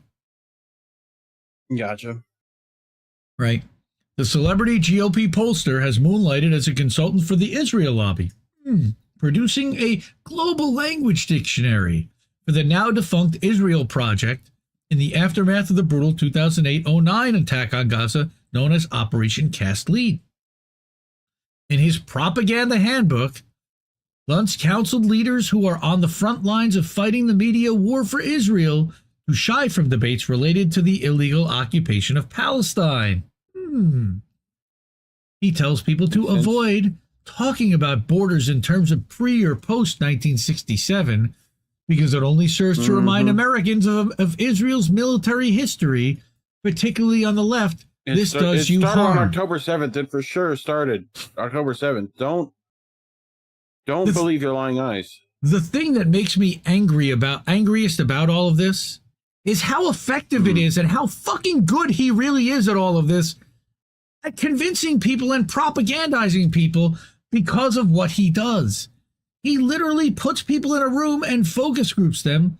Look at him standing among all those child murderers. Yep. Hope you're proud, Frankie. Fucker.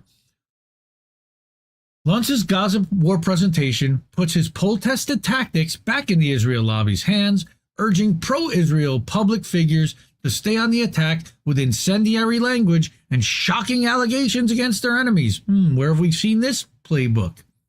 Oh, right. They followed it. In one focus group, Luntz asked participants to state which alleged act by Hamas on October 7th bothers you more.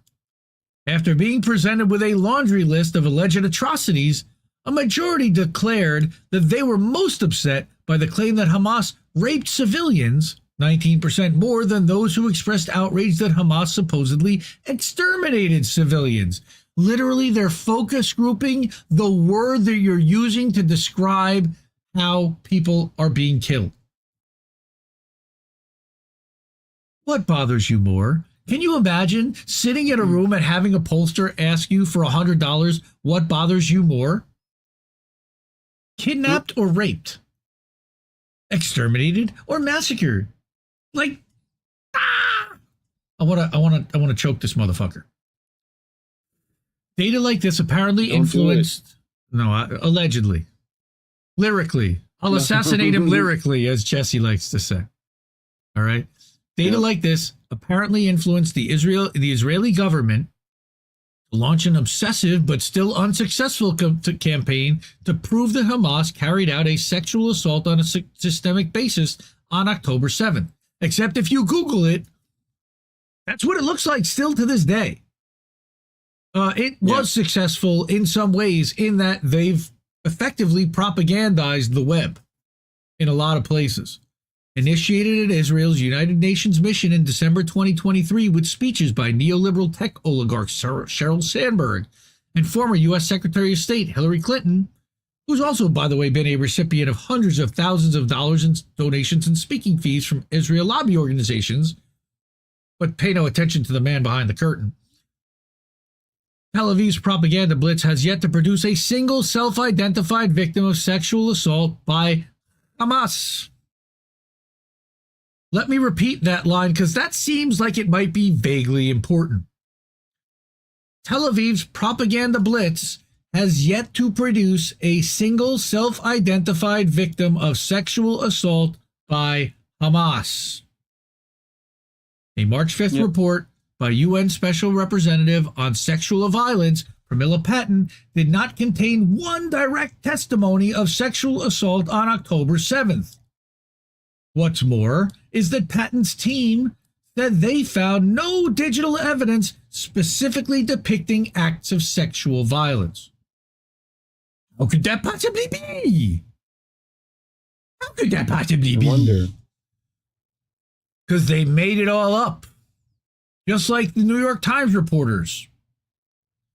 To further the demonization of Palestinians, the Luntz-crafted slides advise that Israel's best response is the brainwashed children of Hamas spewing hatred towards Jews, even more than condemning Israelis, with words they don't know the meaning of and can't even pronounce. So basically the most effective thing you can show is Palestinians screaming at Israeli citizens with their arms in the air in Arabic. That's what he's effectively saying. Stereotyping and racism up the fucking wazoo. The portrayal of the youth of Gaza as ignorant tools of Hamas is clearly intended to deflect from Israel's industrial-scale slaughter of some 15,000 children in the Gaza Strip since October 7th, as well as the wounding, orphaning, and starving of countless more in the besieged territory. Right? This is one of the ways that, again, this was Frank Luntz's thing in his slideshow. Brainwashed children of Hamas spewing hate towards Jews, not Israelis, but Jews, even more than condemning Israelis, with words they don't know the meaning of and cannot even pronounce. Make their arguments stick. Luntz recommends pro-Israel forces avoid the exterminationist language favored by Israeli officials who have called for example, to erase the population of Gaza, quote unquote, and to instead advocate for an efficient, effective approach to eliminating Hamas. Dude, you're whitewashing mass murder. You motherfucker.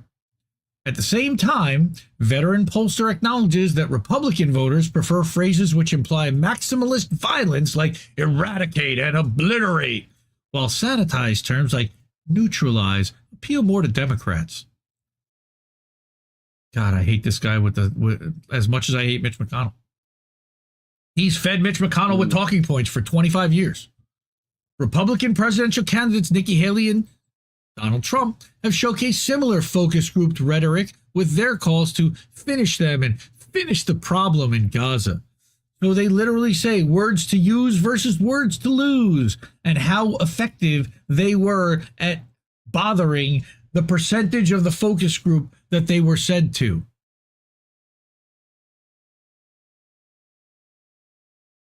Yep. It will end the threat that Hamas poses to both Israeli and Palestinian lives. Except they don't. How about ending the threat that Israel poses to Israeli and Palestinian lives? Specifically Palestinian lives. Israel can but don't say that Israel can locate and return 100 Israeli hostages to safety, because if they can, that means they can also locate all of Hamas, can't they? And they're not. Yep. They shouldn't say crush or erase, but they should say to the Republican base, eradicate and obliterate, and to the Democratic base, neutralize and dismantle. And you're literally hearing politicians on both sides of the aisle use this shit because they're all fucking Zionists.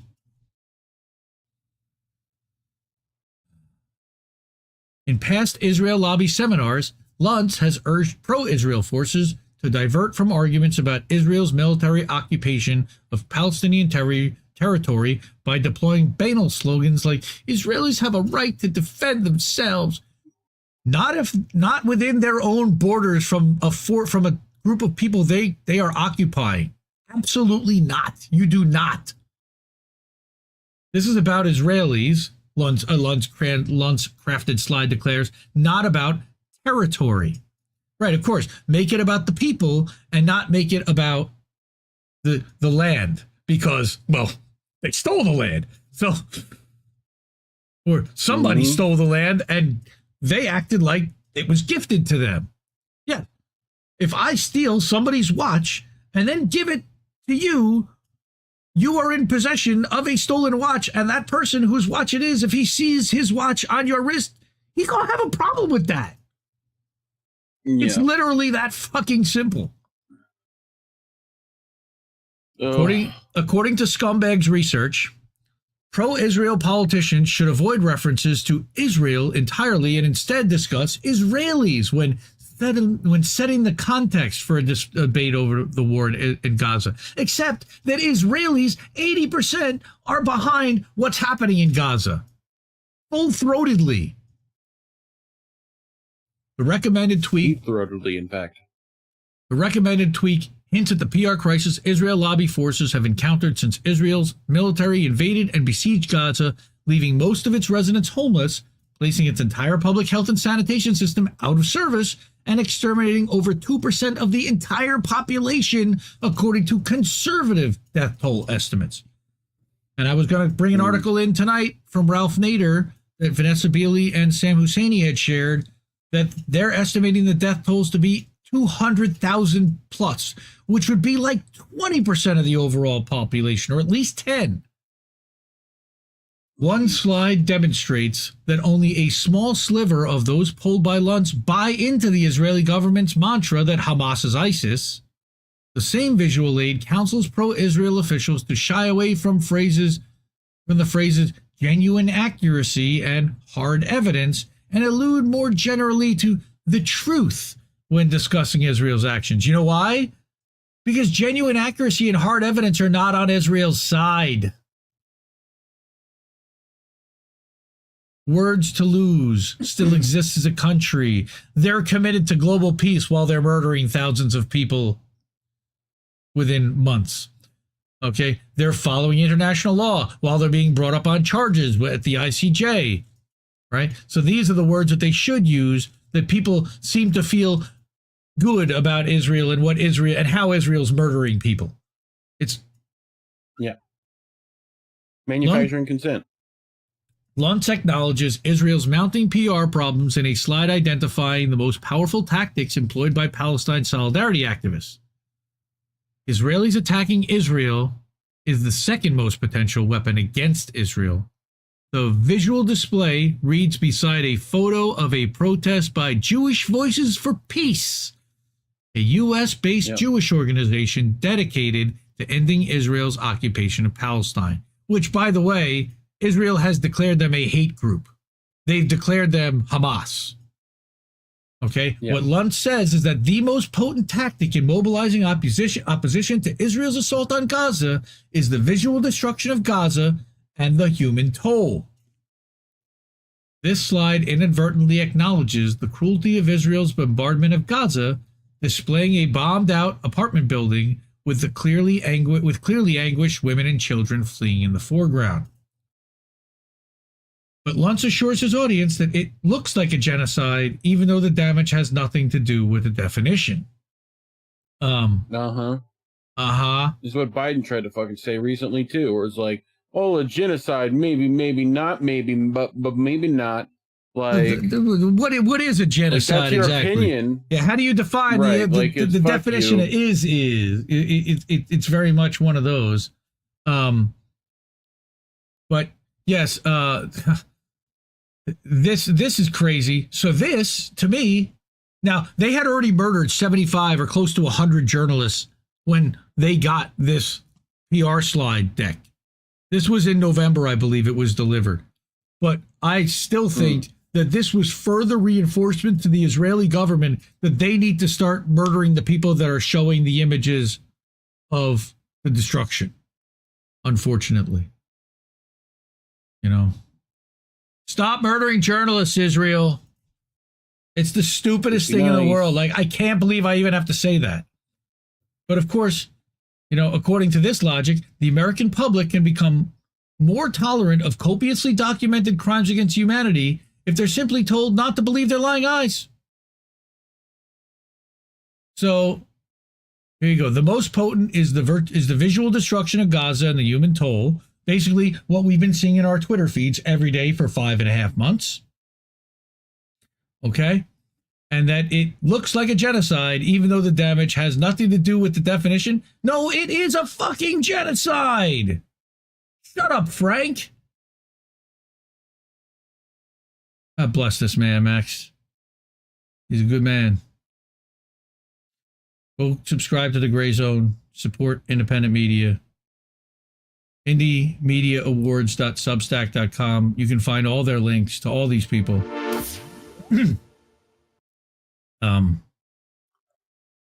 Yeah, here's the Vanessa article that I was going to show, but chose not to in the end. But this is where stop the worsening undercount of Palestinian casualties in Gaza. And again, that was written by Biden advocate Ralph Nader. I can't believe I just used those words. Yes, I did. Yeah, you did. Yeah, I did. All right, so One more time, I'll put up the donate links. Thank you so much, everyone. We are going to do boats in about 20 minutes or so. Let me just Not see. Even we'll be back soon. Let me see if there is leak and bong hit. Intermission. A little break. Yeah, if you don't let Israel murder journalists, you're literally Hitler. Literal and conservatives, probably. That's right. The SMO. Everybody check out Snow Hembo's going to start doing gaming streams again. He had a little choppy problem with, and we're working out the tech stuff so that it'll work out better next time. Yeah, you smoking broccoli? In the chat. Links are going out to boats. You can head there. Yep. There you go. Let me put that up there. Check that out for Reefer After Dark. All right. All right. Yep.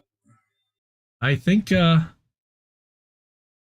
that's about it. I had a couple of things to talk about, but I didn't even do a calendar. Definitely check out indienewsnetwork.substack.com. Go check out. One of the other things I wanted to point out was I bought a URL. You can see somewhere. I bought a domain for Indie Media Today. So now indiemediatoday.com is the home of my Substack. You can see there was a stream alert for tonight. You also can see the INN this week. Still publishing one of these every Friday over at INN Stack. Our donate link is, and our donate button is there as well. And all of the different streams. I did these, the last couple of weeks I've done some streams with terminated Amazon workers, so check those out if you haven't already. Tara was in the spaces last week. Wednesday, we've got episode 100 for INN News coming up. Episode 99 was their 2-year anniversary. Yep, 2-year anniversary was last Wednesday. Thank God Daniel Hale is out. So shout out, we can take out the hashtag free Daniel Hale from all of our stuff. Thank goodness he's out and he's already been writing. So check that out. Misty's appearances. We'll still cover any of the appearances she had. She was on RBN on Saturday. We also, after our whole back and forth with Chris Smalls, were blocked by him on Twitter. And we have, this is the full 2.5-hour stream that I did with the Amazon workers from JFK 8. So get all caught up. We were doing stuff. Now, also, while I was on break at Indie Media Today, I was writing leading up to the Julian Assange thing. Every day, I was publishing a free Julian Assange post showcasing something about the case, something about what Julian did, something about... that's weird. Okay, so some of these are video posts and some of these are not. And you can actually watch the videos. And we shouted out Convo Couch and Hardlands Media and all the great creators, Richard Medhurst, for example, and Caitlin Johnstone. We read a Caitlin piece. So, and the Belmarsh Tribunals and all the different angles. There are so many different components and facets to this after all these years that literally I was creating a post every day and we were trying to raise awareness, put it on Twitter. And this guy over here, he was doing AI Julian pictures every day for about 32 days or so and getting them up there to try to keep awareness out there. So, free Julian Assange. We need him out. We need him out now. Journalism is not a crime, as we say here down in our ticker. And again, thank you for donating. We are trying to raise $1,000, at least at first, to get Jesse a computer. That'll be our first thing that we're doing, our first fundraising effort. So if you can donate to any of those places, we really appreciate it. We know times are tough, and we know there's a lot of channels and a lot of choices, and we certainly appreciate you spending the time and supporting independent media here. So we're going to go to boats soon. Thank you. I love you all. This has been fun. I always kind of I'm like hesitant and I don't know if I want to do this. And then we start doing it and I'm like, yeah, I guess I did want to do this. So links in the chat. We're going to be live over at Rumble, Rockfin, both of them, same stuff, but we're just going to do a new stream for boats. That way these stories can be preserved and we don't have to worry about getting copyright struck and having our articles taken down. So thank you so much. We'll see you over on boats. I love you all. Okay. Keep listening to my boats at the telly, fam. Back in a bit. I think I liked it better being blind, when I couldn't read between the lines, and when I couldn't see the cracks in the structure that lay bare before me the whole time. I think I liked it better back when I suspended disbelief and swallowed pride. I thought I knew the difference in the red from the blue, but they both bleed us so dry. They both bleed us so dry. My favorite songs don't hit the same way. I get to the end of a 4-minute track and I'm only looking back thinking, what did they actually say?